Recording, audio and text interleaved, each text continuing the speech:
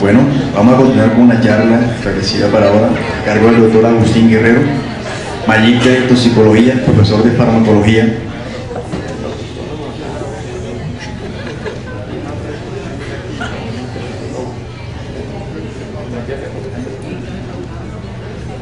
Doctor Agustín Guerrero, toxicólogo de la Universidad de Antioquia, profesor de farmacología y toxicología de la Universidad Libre, con el tema tratamiento de las intoxicaciones en fase de detoxicación. Bueno, buenas tardes.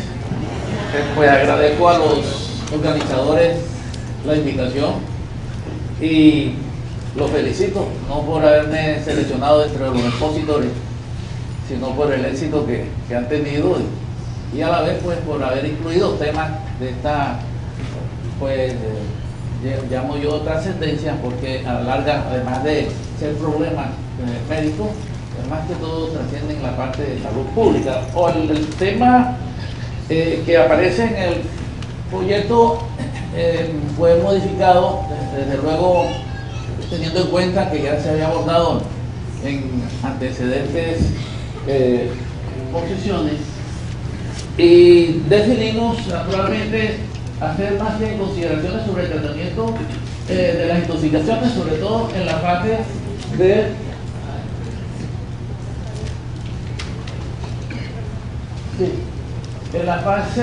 de desintoxicación. Obvio que veo aquí muchos estudiantes que han compartido conmigo en las aulas de clase estos tipos de temas. Creo que para ellos va a ser como un refrescamiento, para otros pues probablemente puede ser algo novedoso. Sin embargo, vamos a hacer una serie de revisión. Cuando uno se plantea el tratamiento del paciente intoxicado, y luego busca los objetivos y que está plasmado aquí en esta diapositiva, como son estabilizar al paciente, disminuir la absorción del tóxico, aumentar la eliminación del tóxico y posteriormente pues neutralizar los efectos con antagonistas y antídotos, prevenir luego las complicaciones o secuelas. Sin embargo, pues el tiempo que tenemos no nos va a dar para abordar todo el temario, entonces nos vamos a circunscribir naturalmente a los tres ítems iniciales. Pues veremos cómo cuando nos metemos a manejar cualquier paciente que tenga una situación crítica o incluso los pacientes intoxicados, pues comenzamos con una valoración primaria que incluye la evaluación inicial, soporte vital, luego una evaluación secundaria que sigue la historia clínica con sus tres componentes, la anamnesis, la exploración física y la exploración complementaria, y luego el tratamiento. Entonces uno cuando ve y se enfrenta al paciente interrogado, el intoxicado, pues evalúa rápidamente su situación general y realiza posteriormente los pasos del ABC. Y posteriormente hacemos el diagnóstico y realizamos la medida de prevenir o disminuir la absorción, favorecer la eliminación y neutralizar o contrarrestar los efectos. Como ustedes ven, esto naturalmente se está haciendo a la vez, al mismo tiempo, pero uno va priorizando y naturalmente comienza uno con la primera fase, que es la de estabilizar el paciente, quizás lo más importante, porque debe mantener el paciente con vida mientras uno va a realizar las otras maniobras para mantener y evitar mayor gravedad en la intoxicación.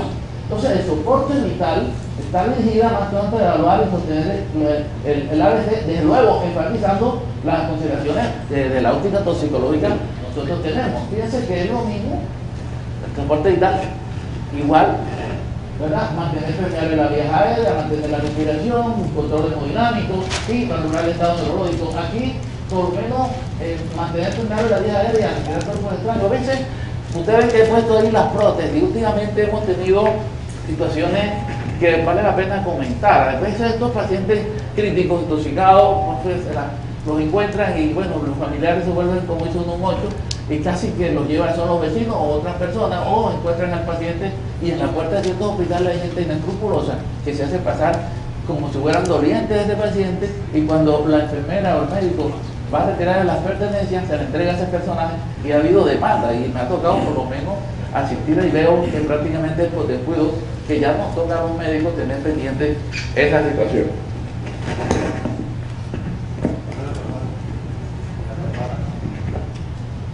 ¿Sí? Mejor. Muy bien. Entonces tengan pendiente que es conveniente esas cosas que son maniobras sencillas, abrirle bien la cavidad oral al paciente, revisar si tiene prótesis y retirarla porque vamos a tener problemas. Entonces le decía que había que hacer toda esta serie de procedimientos. En cuanto a la valoración neurológica, es importante determinar rápidamente hasta donde pueda el nivel de conciencia mediante la escala de Glasgow, que es lo más común, y recordarles a ustedes que el paciente intoxicado puede haber rápidos cambios en el nivel de conciencia. Un paciente que a veces entra muy consciente, a veces orientado, y a los 10-15 minutos cae, o como puede suceder lo contrario. Y una cosa importante que yo señalo aquí es verificar o ver el tamaño y la reactividad de las pupilas. En realidad, pues el paciente intoxicado debería tener siempre las pupilas isocóricas, ya sea miriáticas de ambos lados o mióticas de ambos lados, pero no debe haber lo que dice el número 4, una anisocoria. Siempre cuando veamos eso, probablemente no sea intoxicado, siempre indica que hay un daño estructural, ya sea por isquemia, por una hemorragia, un trauma, un tumor, pero en realidad no debe suceder. Es decir, debemos tener como está aquí, ¿verdad? Pero nunca como está aquí abajo.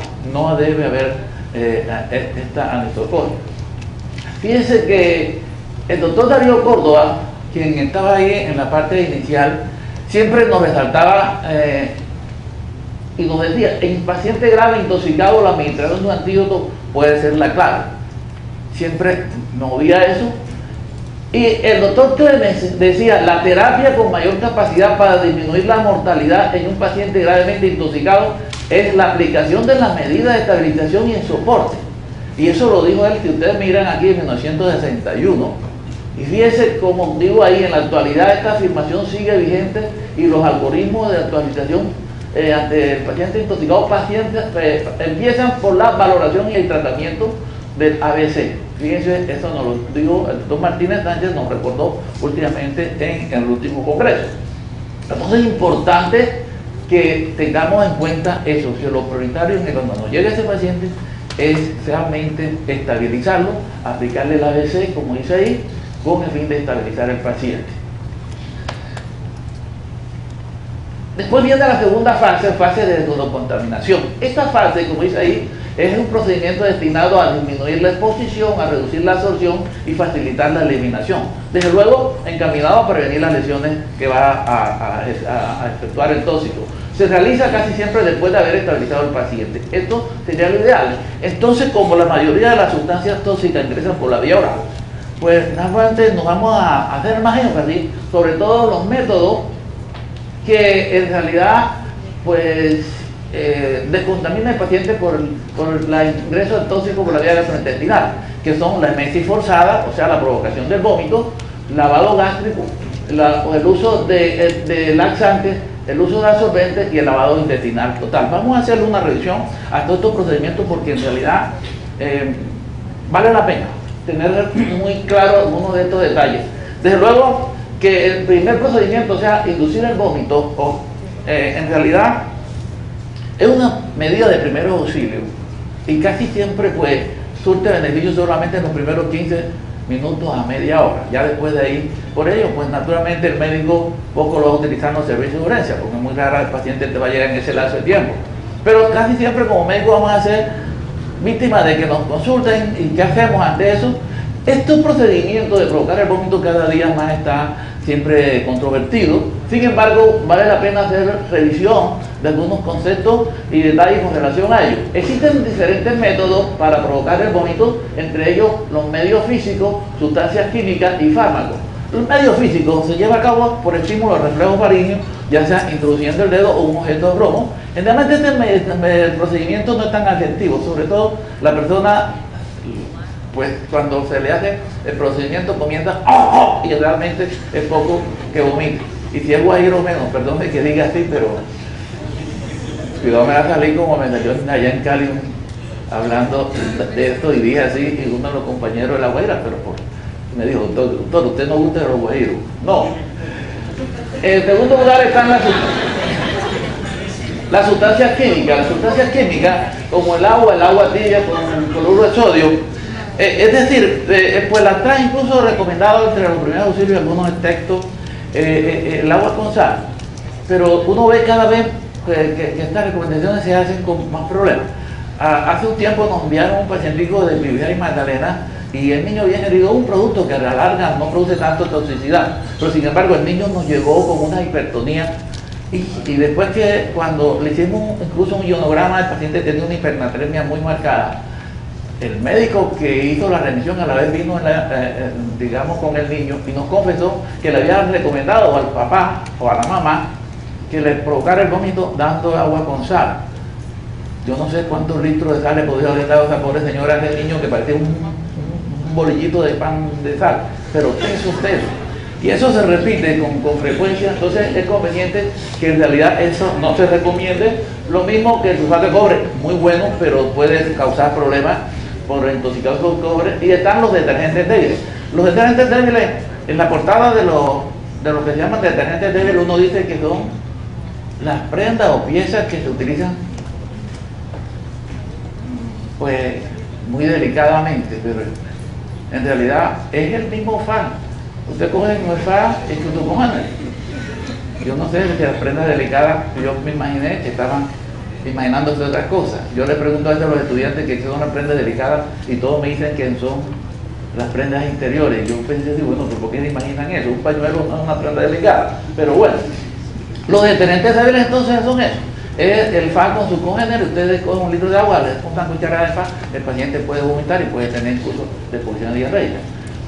Pero repito, no estoy recomendando ninguno de esos procedimientos.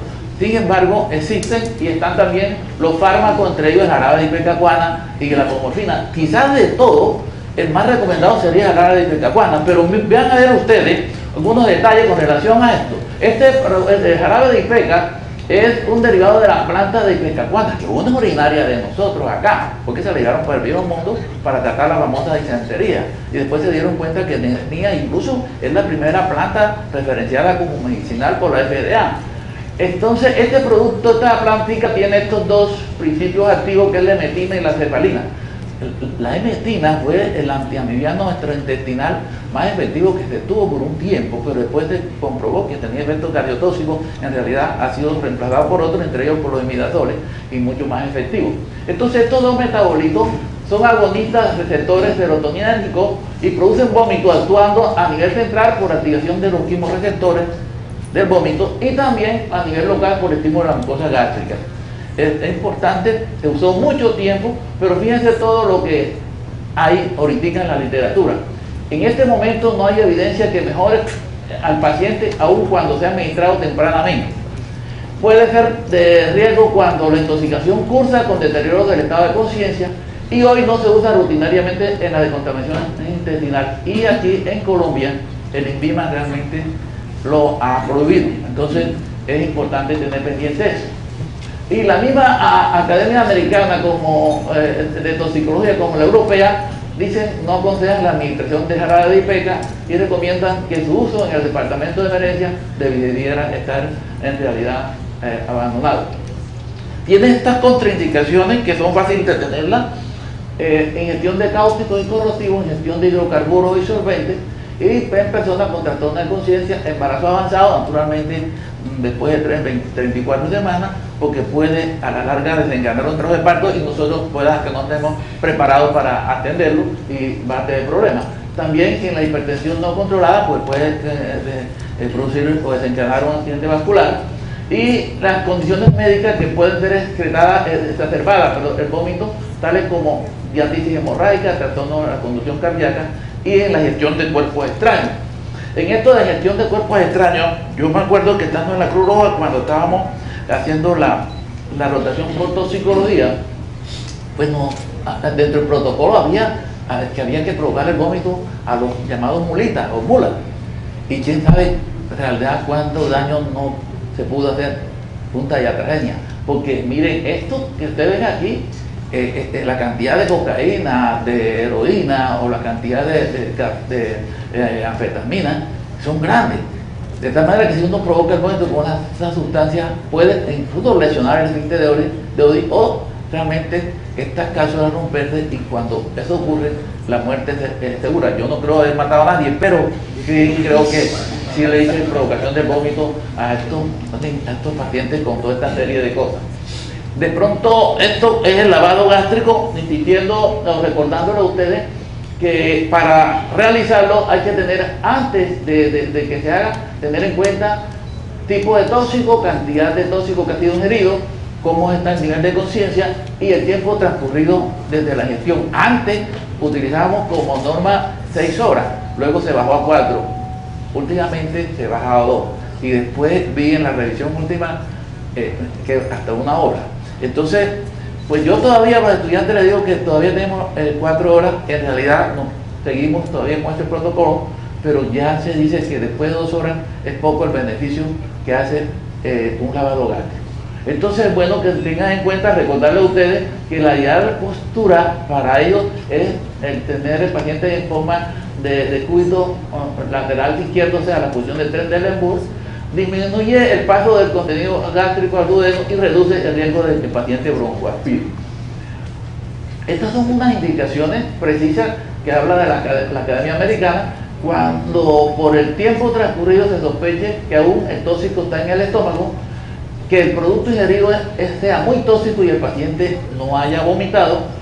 No existe un antídoto o terapia de descontaminación alternativa en este caso, en este momento, y tener en cuenta que los beneficios de su realización superen los riesgos. Fíjense que son unas limitaciones para el lavado gástrico. Entonces no es que a todo paciente hay que hacer el lavado gástrico. No está indicado cuando se quiere el producto de mínima o poca o de muy baja toxicidad, o el producto es tóxico pero la dosis ingerida no es tóxica.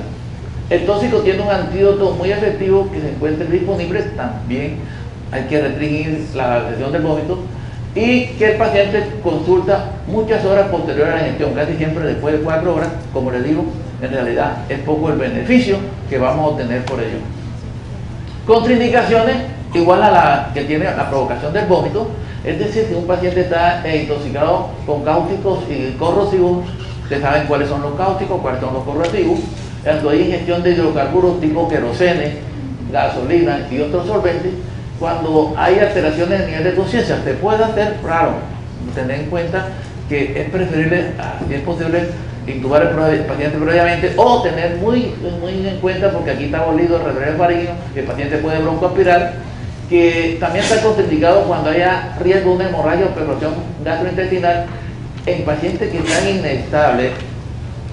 Repito, hay que estabilizarlo. Y cuando haya una ingestión de cuerpos extraños, ya lo habíamos hablado, en toda esta serie de sustancias es conveniente tener pendiente que está contraindicado, en realidad, hacer lavado gástrico. Todas estas son sustancias cáusticas, corrosivas, y se presentan con alguna frecuencia en la urgencia.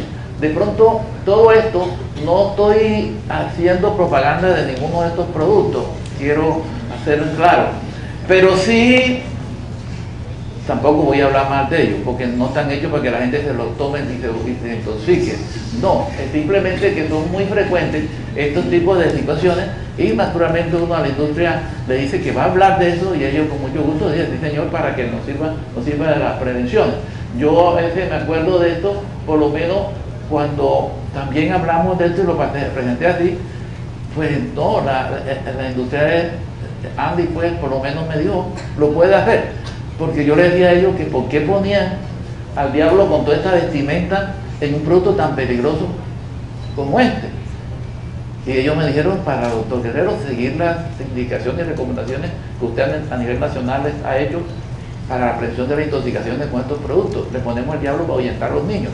Yo le dije, desafortunadamente, en la costa ningún niño le tiene miedo al diablo. Entonces, no servía como recomendación. Y todos estos productos de común, digamos, de presencia en los hogares, en realidad son también, intoxican muy frecuentemente y se hacen malos procedimientos haciendo lavado gástrico que están contraindicados. Fíjense, en queroseno, en azafrán, gasolina, entonces solventes está totalmente contraindicado. Y desde luego también señalarle a ustedes las complicaciones, recordárselas como son las broncoaspiraciones, espasmos laringos, lesiones esofágicas y gástricas, neumotoras, trastornos hidroelectrolíticos. No ve a veces estas imágenes, naturalmente producto de todas estas situaciones. Aquí de pronto Queríamos, pero nos ha sido difícil porque tenemos muchos sesgos, pero quería como hablarle de las complicaciones que más frecuentes que nos presentan o hemos visto. Sobre todo lo tenemos en 8 IPS de la ciudad y vemos que se nos presentan ulceraciones en la mucosa orofaringea, sonda por vía nasotraqueobronquial diferente, lavado gástrico incompleto, o no hacer lavado gástrico cuando se requiere, o hacer lavado gástrico cuando están contraindicados o no se requiere. Entonces vemos toda esta serie de situaciones. Aquí por lo menos este productito que se llama fósforo, es fósforo blanco, es fósforo rojo, este tequifuro es fósforo. Este fósforo, como dice ahí, no es volátil, ni soluble, no se absorbe, por lo que no es tóxico cuando se ingiere. Sin embargo, frecuentemente tenemos el paciente que nos llega y han procedido a hacer lavado gástrico. No hay necesidad. Entre las sustancias menos problemática está este fósforo rojo. Aquí vean ustedes el cuestionamiento que le hacen el lavado gástrico la Academia Americana de Toxicología, también la europea. Dice, su acción es insuficiente cuando se realiza luego de 1 hora de ingestión. Ellos hacen énfasis, y esto es reciente. Ya hablan de 1 hora. No hay evidencia que su uso mejore los resultados y sí pueden aumentar la morbilidad. Solo debiera realizarse si el paciente ingirió tóxicos potencialmente fatales o grandes cantidades, siempre que se realice dentro de la primera hora posterior a la ingesta. Yo por lo menos comento lo que está aquí. Yo creo que ellos lo que quieren es decir, no realizar de manera rutinaria el lavado gástrico en pacientes intoxicados. Lo he puesto así, no lo puse entre comillas, pero es lo que creo que han querido sugerir las dos asociaciones. En cuanto a los absorbentes, naturalmente el que más utilizamos es el carbón activado. El carbón activado es el mismo carbón, y si son partículas diminutas de carbón vegetal, como dice ahí, activado por la pirólisis y activación por un flujo de gas oxidante a alta temperatura. Eso le confiere al gránulo de carbón una gran cantidad de porosidad y eso aumenta la superficie de absorción, por eso se le llama carbón activado. Se presenta en forma de este polvo fino, ¿verdad? Y actúa como un buen absorbente. Fíjense que dice ahí, se ha convertido en la principal medida de contaminación gastrointestinal. Virtualmente se puede usar en todas las intoxicaciones para limitar la absorción de tóxicos a nivel intestinal. Sin embargo, el puesto ahí no se debe utilizar en forma indiscriminada. Esta es la dosis de 1 a 2 gramos por kilo, exactamente se disuelve en agua, en promedio es la proporción de 1 gramo por cada 4 centímetros de agua. Ahí dice más o menos cómo se debería hacer, lo más recomendado. Estos son otros absorbentes. Como estamos en la apertura económica y el PLC nos han venido impidiendo el mercado una cantidad de productos y ustedes ven que algunos de ellos traen anexos los absorbentes que en realidad particularmente le sirven a cada sustancia, pero todos ellos son absorbentes, actúan como el carbón activado, así que no se martiricen mucho, simplemente que son unos absorbentes. Abajo dice leche, almidón y agua albuminosa, que son los absorbentes caseros. Todos conocen la leche, todos conocen el almidón, saben de dónde viene y todos saben de dónde viene el agua albuminosa, ¿verdad? Ustedes saben que viene de la clara de huevo. Quizás esto es una forma de hacer un absorbente, tomar agua albuminosa, se prepara mezclando 4 claras, a veces 8, de huevo batidas con 1 litro de agua destilada. Se podría hacer, lo que pasa es que el huevo está caro, pero por lo menos es una forma de hacer un absorbente si no hay agentes o sustancias que no son bien absorbidos por el carbón activado. Naturalmente, ustedes ven una cantidad de productos en los cuales realmente no va a surtir ningún beneficio utilizar el carbón activado. De pronto, en algunos sí hay contraindicaciones, en otros, en realidad, no están contraindicados, pero hacerles perder tiempo o perder plata, porque no le va a beneficiar de nada. Aquí hay las contraindicaciones donde no se debe usar, intoxicaciones por cáustico, intoxicaciones por hidrocarburos, como el queroseno y la gasolina, en pacientes que necesitan endoscopia y en pacientes con abdomen agudo, hidrodinámico o perfusión intestinal. No se debe dar el carbón activado.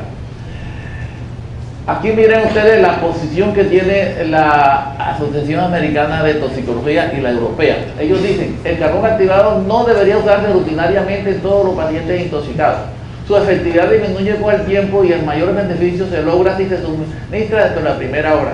No utilizar en personas inconscientes hasta no haber protegido la vía aérea. Y no hay datos suficientes que avalen o excluyan su uso después de la primera hora de ingestión. Sin embargo, hacemos este comentario. Numerosos estudios concluyen que la descontaminación gástrica, ya sea usando jarabe de IPK y lavado gástrico, no son más efectivos o eficaces que la administración de carbón activado. Entonces, la evidencia indirecta es convincente acerca de su uso como descontaminante del paciente intoxicado. Hay otra forma también de utilizar carbón activado cuando se habla de dosis repetida.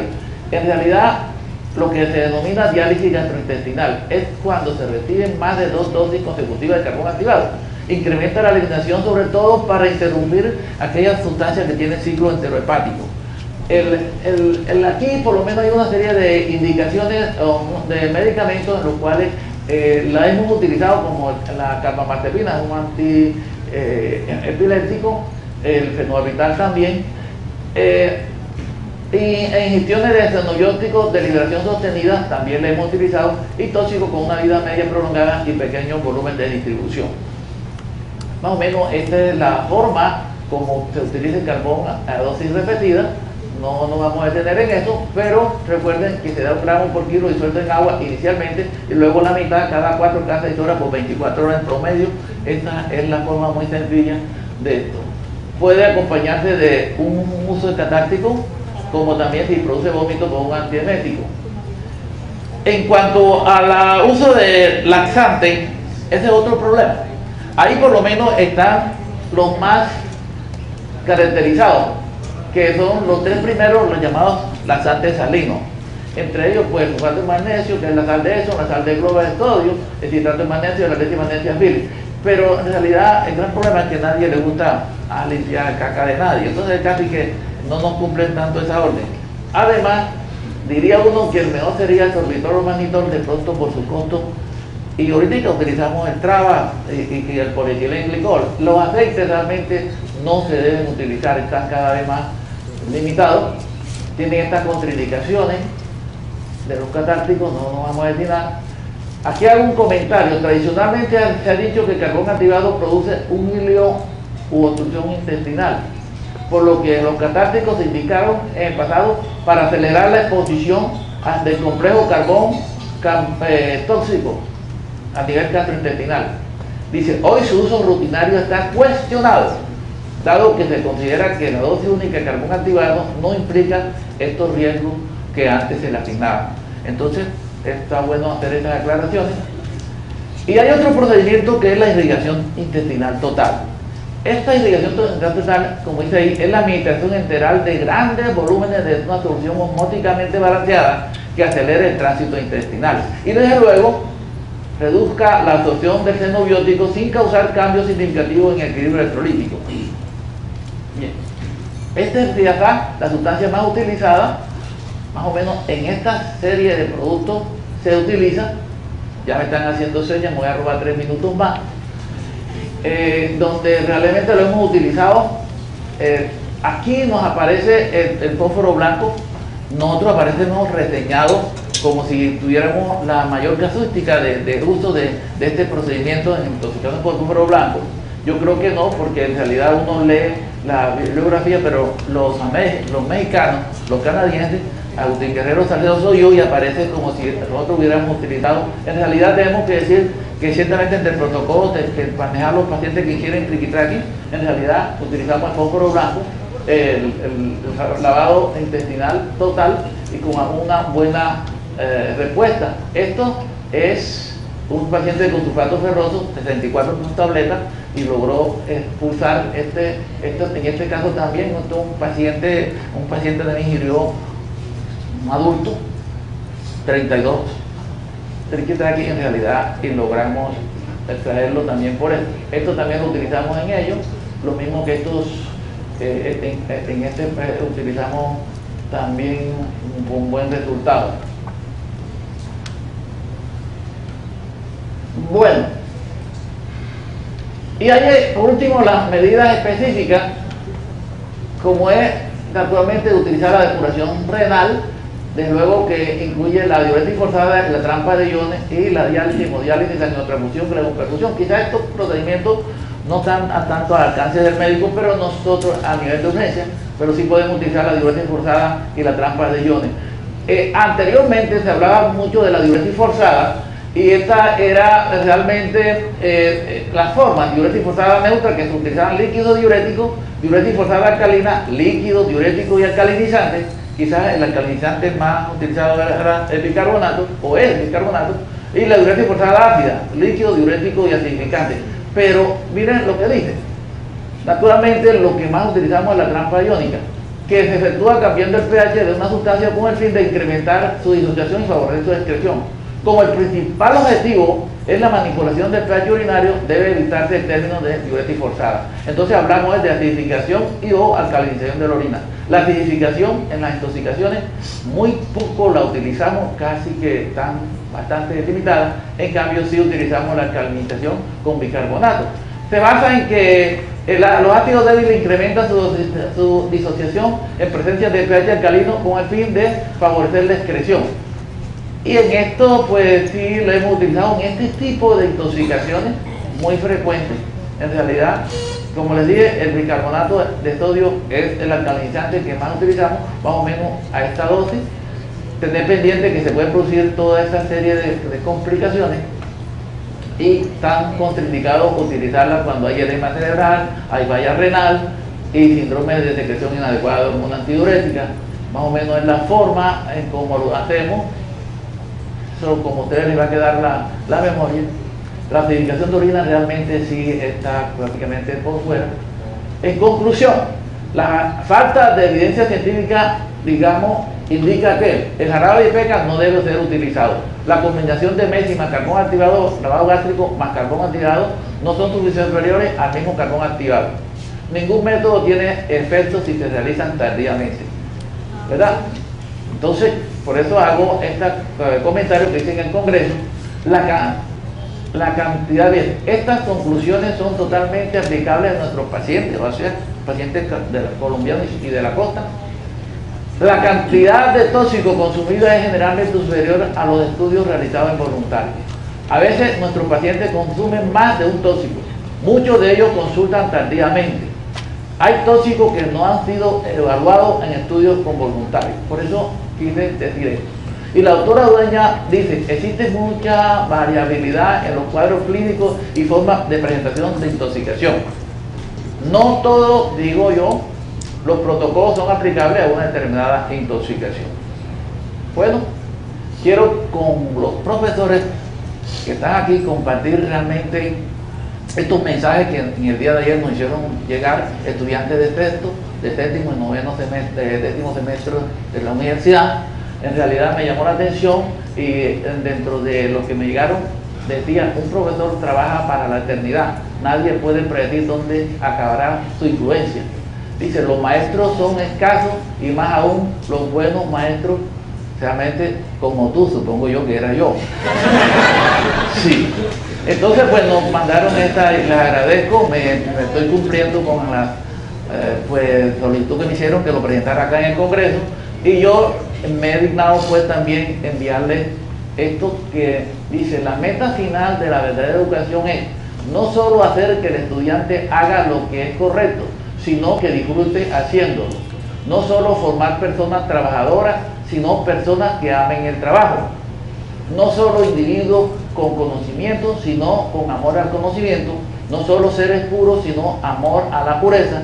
Y no solo personas justas, sino con hambre y sed de justicia. Muchas gracias.